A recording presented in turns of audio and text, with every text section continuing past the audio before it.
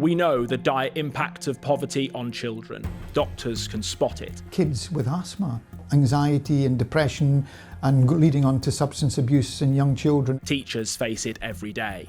The schools become the buffer of poverty to try and soften that for families. And our reporters have been out across the UK to see it for themselves. It's a choice about education or eating. That is where we're at now in the UK. The number of children living in food insecurity has doubled, and those in households unable to put the heating on has quadrupled. So why, in 2025, are children still living in poverty, and what can be done about it? This is what you need to know. I'm Daniel Hewitt, and I'm joined by ITV News correspondent Peter Smith and producer Steph Docherty, who have both been looking into this. Peter, I'll start with you. You've spoken to families up and down the country about this. Tell us what you found. Well, we've found a situation that's getting worse than, and particularly more acutely getting worse for bigger families. We're talking about families with more than 2 children affected by what's known as the 2-child cap, which means families get additional financial support for the first 2 children, but after that, you're on your own. So bigger families have been suffering disproportionately. I mean, just to put that into some context, in England, there are just over 1 million families with more than 2 children, and currently almost half of them are raising those children in poverty. And it's not getting better. It's a situation that after 15 years since the beginning of the era of austerity, 4 years into a cost of living crisis, we are seeing the decay, the effects of this deterioration, and it's really, it's not starting to bite. It's now biting really hard and pushing people to the edge. And you've spoken to one family, well, many families, but one of those families we're going to focus on is the Williams family. Tell us about their situation. Yeah, that's right. The Williams family are in Swindon, and that's partly one of the reasons in our investigation for this. We've seen a lot of talk and a lot of reporting about child poverty over the last decade or so and how it's been affecting families. We didn't want to focus on one specific area. It's maybe stereotypical that news organisations will go to one specific area, look at that area that has this reputation for deprivation. But what we're finding is that the deprivation and the child poverty is getting worse and it's spreading. So the Williams family are in Swindon, an area that's not known for widespread deprivation. There are affluent areas, and yet there are what's known as the working poor, and the Williams family are the working poor. Tasha and her husband are in jobs. They're in their household with 4 children, though. They are struggling week to week, day to day, making really difficult decisions about what they can and can't afford for their children. It's just not fair, especially when you're both working. You're both doing absolutely everything you possibly can, and the situation's not improving. It's the kids that it's going to have the most effect on. Like Doug worrying already about not getting his grades in English and maths, and he needs extra tutoring. I can't afford that, but his friends can. So he's getting left behind educationally because he can't afford to bring himself up to speed. You can hear the emotion in her voice there, saying that she's stuck. They're in an absolute cycle of this. Every week, every day, she worries about the next bill that's coming in. Yet she works. She works 3 jobs part-time. Her husband works full-time, and they still need to be on universal credit to top that up because they can't afford the basic bills. And because of the 2-child benefit cap, they have 4 children. They miss out on hundreds of pounds a month. She actually said something to me that I thought was really interesting and I haven't heard before. She said it's more important to feed the children than to give them an education. So, we've heard a lot of parents talking about heating and eating, that choice. I haven't heard a parent say before it's a choice about education or eating. That is where we're at now in the UK. It's the absolute basics. She can only afford to feed her children. She doesn't think she can give them any extracurricular activities unless it's free. And that really depends on your postcode. Different areas have a lot of support for children. We were in the Northeast as well. I think there's a lot of support there because historically the Northeast of England has lots of levels of child poverty. But where this family, Tasha, lives in Swindon, she doesn't feel like there's much access to anything for her.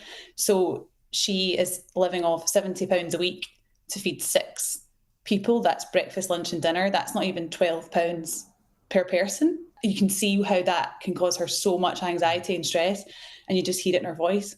What always strikes me when you hear people like Tash talking is, what would you say to Tash?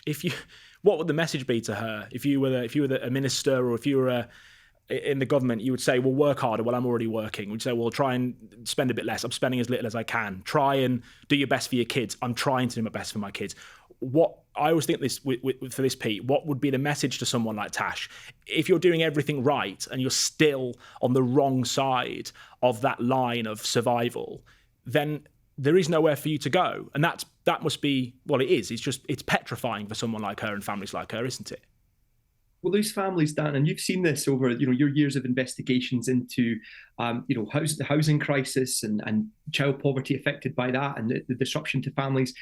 We can join the dots and all of these things of this kind of part of broken Britain, and it's not new. As I say, this is a result of a prolonged poverty after years of underinvestment and cuts. So simultaneously taking things away from communities like the Sure Start centres, underinvestment in housing and the insulation that would even keep those houses warm, taking away some of the lifeline services that vulnerable families particularly relied on, while simultaneously increasing the cost of everything that they need to get by on a day-to-day basis with the cost of living crisis.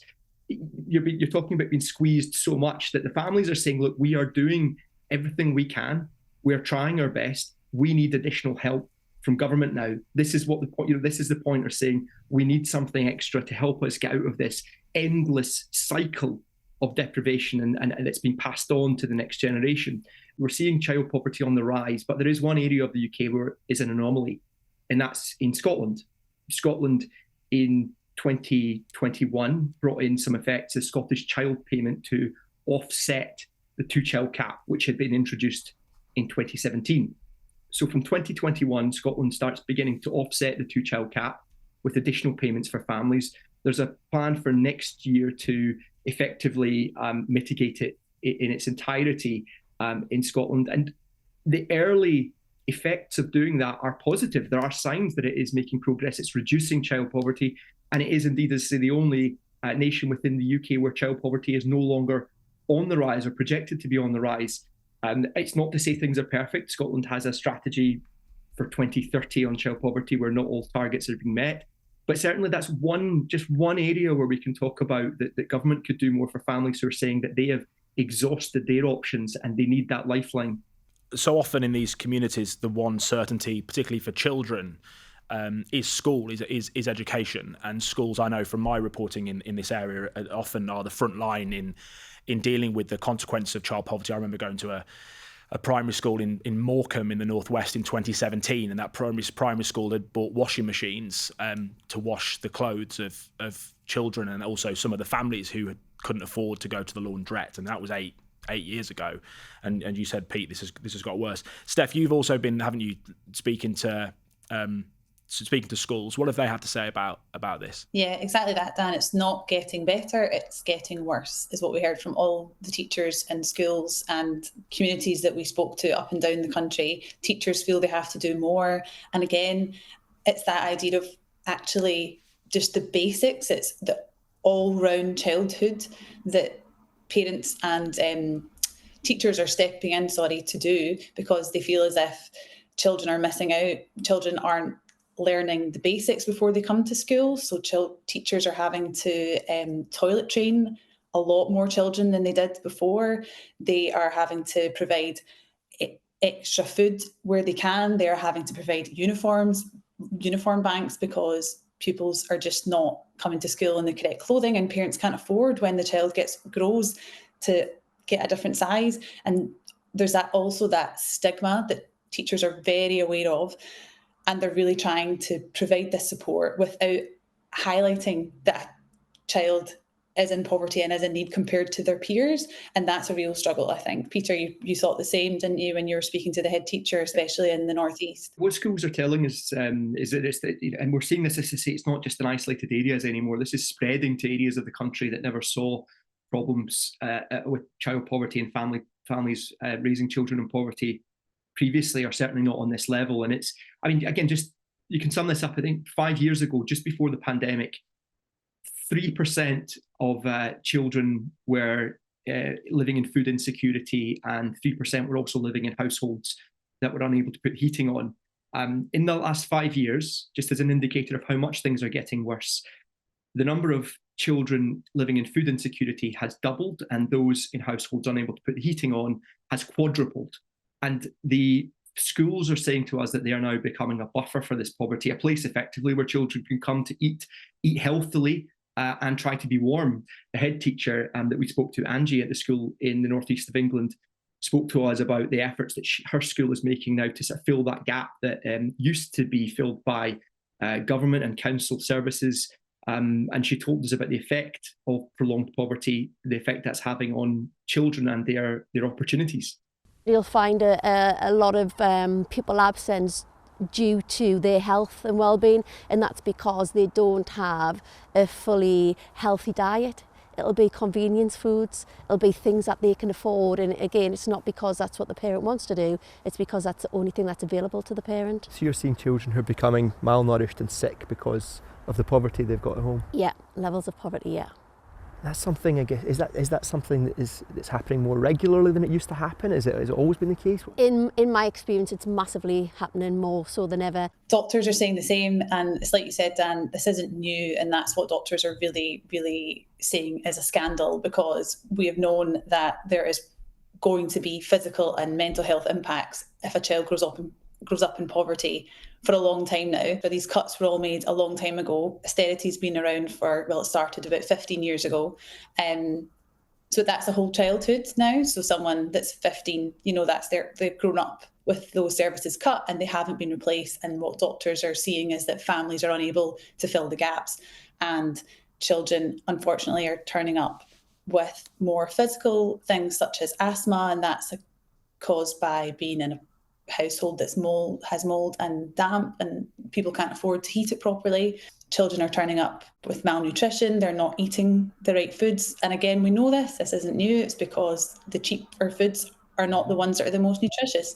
But the other thing that we thought was actually most interesting is the levels of anxiety and poor mental health. And I think that is what the doctors really want us to focus on now, that is what's strikingly different, that they are really, really concerned that the number of children coming in with poor mental health that can be linked to growing up in deprivation is a real problem. And it's a problem that is going to take a lot to fix. Yeah, and we often only see the consequence of that when they're no longer children and they're adults. The doctor that we spoke to was talking about the anxiety and, again, this pressure that's on parents in households that are experiencing this poverty. The pressure passed on, the anxiety that's absorbed by the children, leading to poor mental health, leading to behavioural problems in many cases. Again, if we talk about trying to join the dots about areas of broken Britain, it's resulting in substance abuse, people who are self-medicating, people who are trying to take away the pain, trying to change their world. And often these communities, it's a lot easier to find drugs than it is to find support. So, if you're struggling, so that there is a cycle of the same problems, as I say, that we've been seeing for so long. And as Steph said, now we're talking about a whole childhood now that's lived the consequences of this. And the problem, Dan, is that the people that we're talking to, the same kind of, the same effects of poverty from Swindon to Stockton-on-Tees, but also the same message that they don't see a way out. They've lost the hope that things are about to get better. And we're starting to see that people are kind of getting used to the routine of daily deprivation. Well, just because it's not new and just because it's done every couple of years doesn't mean these reports aren't incredibly important, because that's what journalism is all about. And you two have done some fantastic work on this, and it's so important to keep shining a light on it. And one thing I would say, Steph, is that point about anxiety and mental health is something that is, I think, something that's new, isn't it? It's something that's been brought up more and more. It certainly wasn't mentioned when I was reporting on this almost a decade ago. Thank you to both Peter and to Steph. Really interesting chat. You can watch Peter and Steph's full report on ITVX or YouTube, and we will add a link in the show notes so you can go to that. Remember to subscribe to What You Need to Know so you never miss an episode. But until next time, thank you very much for joining us.